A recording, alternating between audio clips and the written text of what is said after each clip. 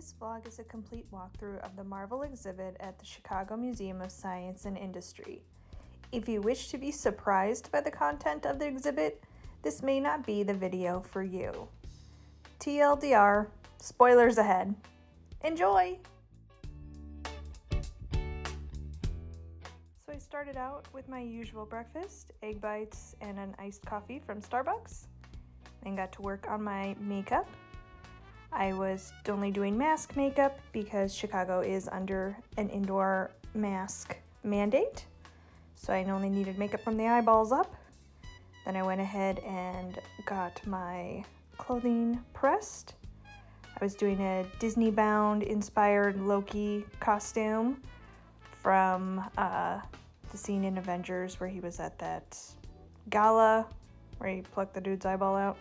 I even had my glorious purpose mask and my Tesseract inspired purse. Grabbed my book of affirmations and I was off to the museum. Hit some traffic but made pretty good time. And the branding was everywhere, of course. It was very exciting to see it the second I stepped into the museum. I was very excited. This is my first time at this museum. I would love to come back and see all that it has to offer because it is huge, and I only had time for the exhibit. All right, so I made it. I'm in the museum. I'm about to go up one more flight to the Marvel exhibit, and I'm really excited. I've got my scarf, and I've got my mask, and I've got my book, and I've got my Tesseract, and I'm ready. I'm so excited. So this museum is humongous, like the size of it. It's ginormous. The exhibit is broken up into two parts that are in adjacent points in the museum. This is the first part. And in the very beginning, you get a brief history of Marvel Comics, where they started, where they came from, what their first issues were like, kind of the different topics and genres of the time in comic books. And then there is, of course, a copy of the first Marvel comic,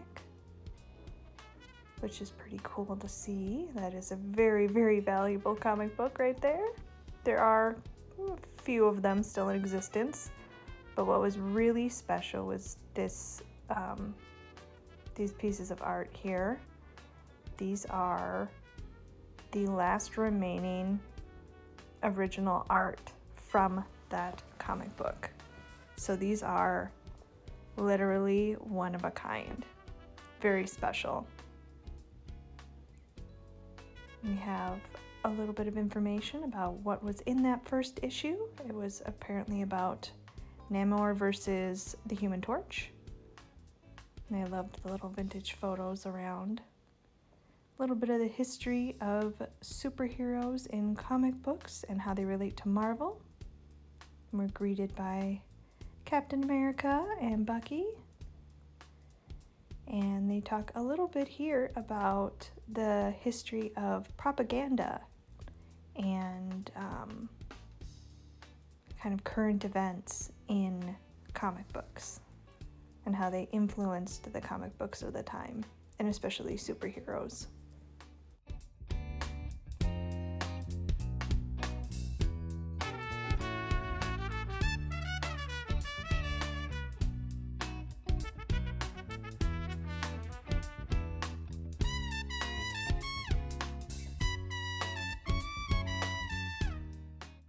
A little blurb about what original art is exactly in the comic books world, as well as a little bit of a blurb about the comics code. There was a bit of historical pearl clutching that almost led to kind of the end of the comic book industry. And then we came upon the Fantastic Four section of the exhibit with lots of original art. This was the first point in which I realized that the original artwork literally has like the original they're almost like storyboards, because the artists would do the pencils, and then they would ink, and then they would send it to the letterers, who would like literally paste the lettering onto the original art, so you could see all of that process. This is of course one of many photo ops in the exhibit. And there was an overall emphasis in the exhibit about the teamwork that went into making comic books at Marvel Comics. So there was a great deal of attention given to the overall team that made these comic books. There was of course that obligatory kind of dedication to Stan, of course, but he was such a figurehead, but he was far from the only person that had a great hand in creating all these characters and all these stories and all of this art. It really was a team effort at Marvel Comics, and I think that was really cool.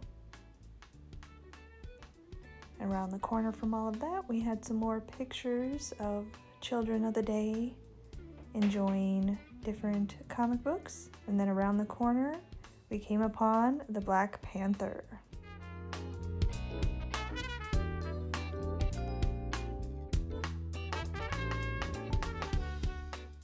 The energy in this portion of the exhibit was really, I don't know how else to describe it, but hype. It was just good vibes. The folks that were in there were really happy. I saw a number of Black folks who were just really excited. Really, you could just kind of just feel the pride in that section, and you could feel it coming off of the fans who were there.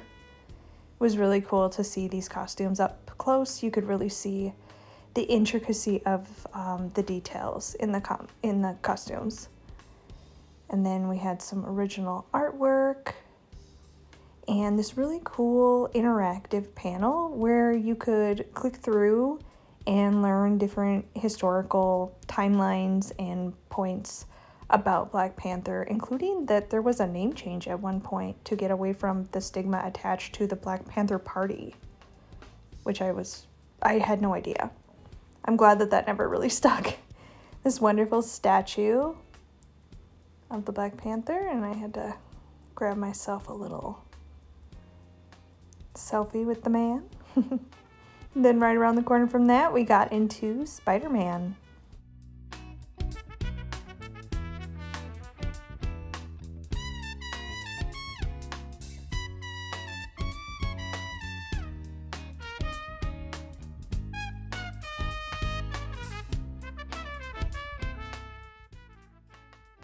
I didn't ever realize like what a peanut Tom Holland is. He's not short, he's concentrated. More original artwork, as well as some cool props from some of the earlier Spider-Man movies, as well as the current ones. Some animation cells and a little screen that played the Spider-Man cartoon theme, which has been stuck in my head ever since. This really cool photo op with an upside down Spider-Man. And then some more information about the different artists that have worked on Spider-Man over the years. Like I said, the exhibit has a really great emphasis on the art and the teamwork that goes into these characters. And around the corner from Spider-Man, we got into Nick Fury's costume there, as well as Ant-Man and the Wasp. Some original artwork, as well as this cool little display. And there was a little projection of Ant-Man and the Wasp that would do different kind of activities throughout the little lab set up of Hank Pym's lab. It was very cute, very ingenious use of a projector. I loved it. I watched it loop 2 or 3 times, I think. And down the way a little bit, we were getting into seeing Captain America. We had Captain America and Bucky's costumes there, as well as a lot of original artwork and different facts about that. I love this little display about presidential appearances in comic books.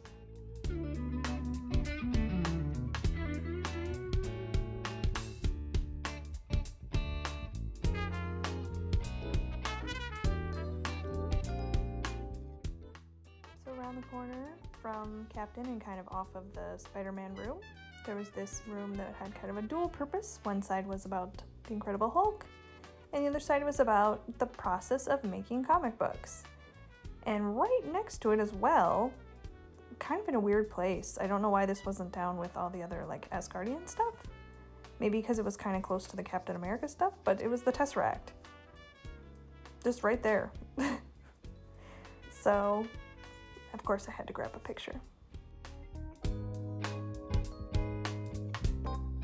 Lots of cool information about how you make comics, from writing a script, storyboarding it, creating the inks, pencils, all that, and then this cool time lapse, as well as just different information about the methods. And then I loved this side-by-side comparison of what it looked like to make a comic book back in the day versus what it looks like today. Talk about efficiency. Every one of the benches in the exhibit was named after one of the Infinity Stones. So I sat on the Soul Stone bench and checked out this cool art about the Incredible Hulk and doodled in my journal. And then I was around the corner to see the Iron Man portion of the exhibit. There was these 3 beautiful suits of armor on display in these nice lit up cases. The little boy was having such a moment with them. It was very cute. And then I, of course, grabbed my own selfie. They had the suitcase suit as well as one of the arc reactor chess pieces, the Reality Stone bench in front of these cool Iron Man schematics on the wall.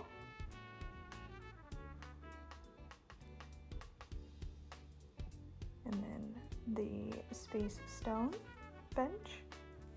And then, of course, we came upon my glorious purpose for coming to the exhibit. I really was looking forward to seeing Tom's Loki helmet. It was very cool. Very cool. And they had a whole section, of course, on Thor and the Asgardians. They had Thor's costume as well as Hela's costume. They had some original artwork.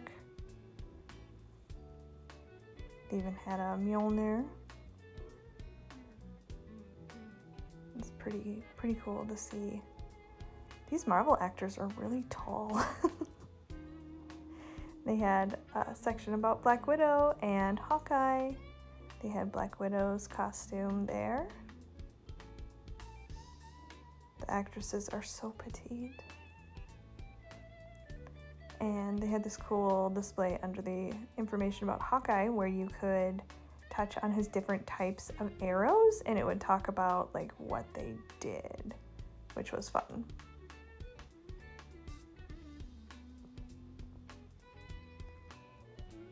Then there was more art. This is artwork that inspired the graphics and the credits of the Winter Soldier. And then just this tiny little blurb about Vision and Scarlet Witch. I know that WandaVision wasn't out when the exhibit was created. Otherwise, I feel like there would have been more presence there, but maybe sometime in the future. And then that was the end of the first part of the exhibit. So I walked across the hall to go to the other portion and I got some shots of these beautiful banners as well as just the center part of this museum. It was huge. I get kind of overwhelmed feeling in big spaces like that. So I kind of didn't want to linger too long in it because it was making me feel a certain kind of way. So I headed over and got into the second portion of the exhibit, and we started out in Hell's Kitchen with Daredevil.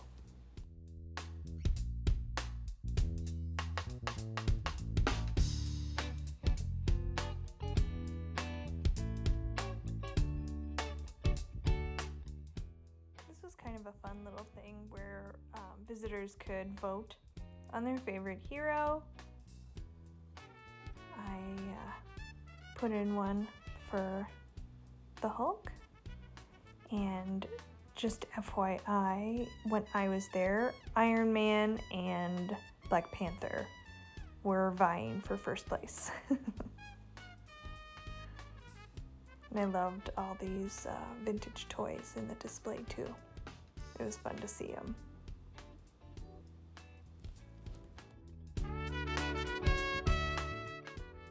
I loved this kind of faux New York setup. We had some more original artwork for various characters. Daredevil, Elektra. We had Luke Cage's hoodie from the Luke Cage TV show. Very cool. Some information and original art about Jessica Jones. And Ghost Rider. It was fun to see all those properties represented, as well as Blade and a little bit of the horror history of Marvel, which was a great way to kind of take us into the supernatural or the mystic portion of the Marvel family with Doctor Strange. And we had another great portion of movie memorabilia here, including both the costume from Benedict for Doctor Strange, as well as the Ancient One. Again, had to notice about how tall these actors are. At least the men, they're very tall.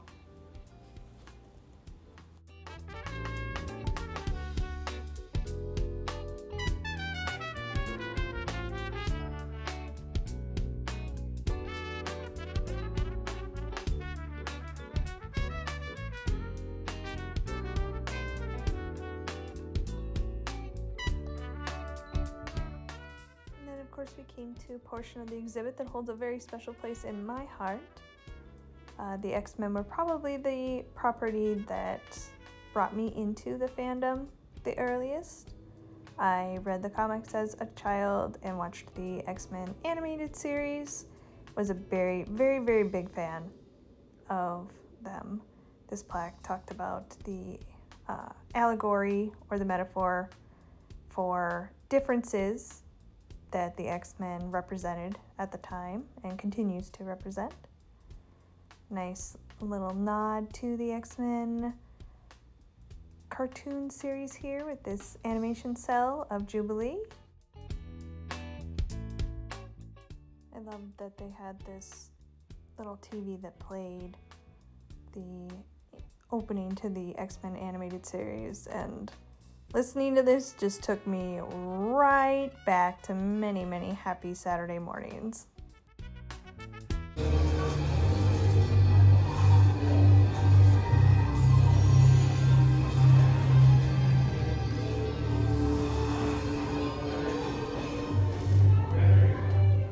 After that, they had this section here on the Inhumans as well as the Runaways. And then around the corner, there was the Captain Marvel portion of the exhibit. And they had this great kind of Marvel family tree of different characters, which was incredibly helpful in kind of sorting out who is who and where they're all from. They had Captain Marvel's costume here, which was really fun to see, worn by Miss Brie Larson. They had a Mind Stone bench in here for you to rest on.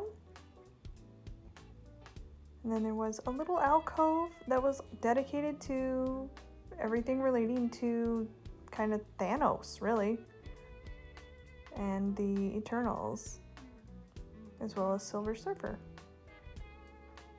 Then around the corner from Thanos and all that was Ms. Marvel's statue I'm looking forward to seeing her coming to the TV or the movie world at some point. She's a really cool character, very much born of our current age, and I love that. The Marvel keeps changing with the times. I think that's what's always made it very special. And a Power Stone bench, which was right next to a section that led us into outer space.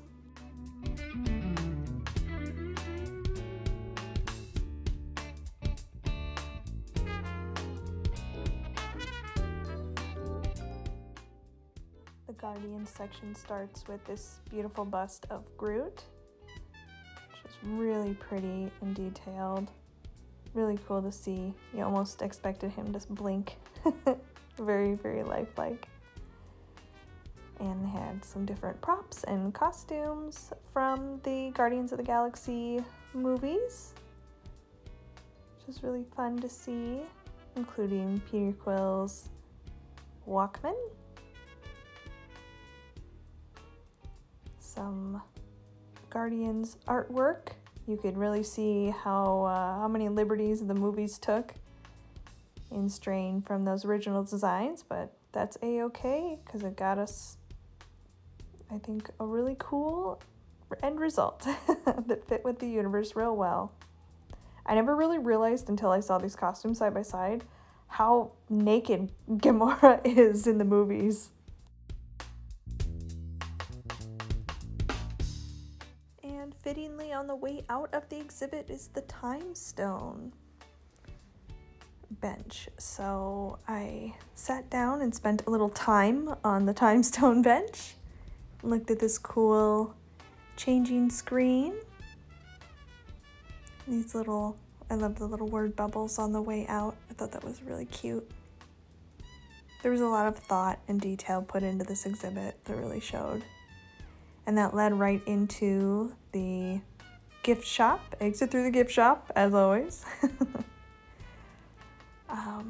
It was a great exhibit. I really, really enjoyed every moment I spent in there. I did some positive affirmations in my affirmation book, and I'll talk more about that in another video. I went back out and realized that I had walked right under Thor when I was staring up at that giant ceiling. I somehow missed him. I don't know how. But there he is. Really cool statue of him just flying through the air, coming down to swing Mjolnir at the Hulk. Very cool.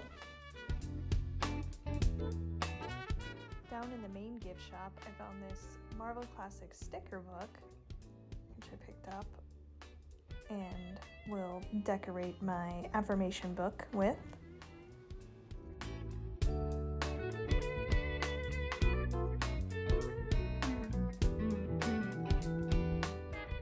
As I was exiting the museum, I saw down next to the gift shop this cool machine that lets you make a comic book cover. Select a comic book story or comic book cover.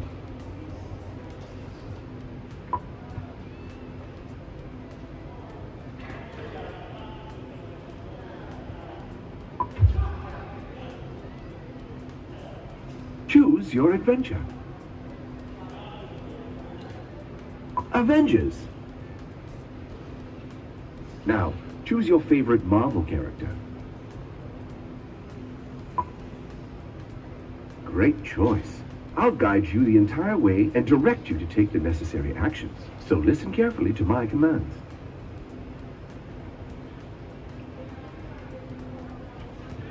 Stare down. Perfect. Show us how to process this data and create your comic. Please wait. Data input complete. Please wait for the transformation to begin. It may be a bit strange, but don't worry, it won't hurt you. Select your quantity. Oh my god!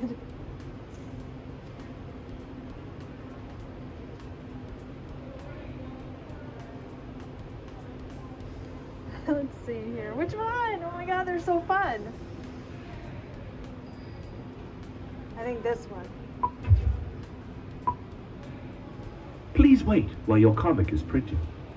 Thank you for using the Marvel Adventure Lab. Collect your prints outside. So about 30 seconds later, I had this cool print as a souvenir.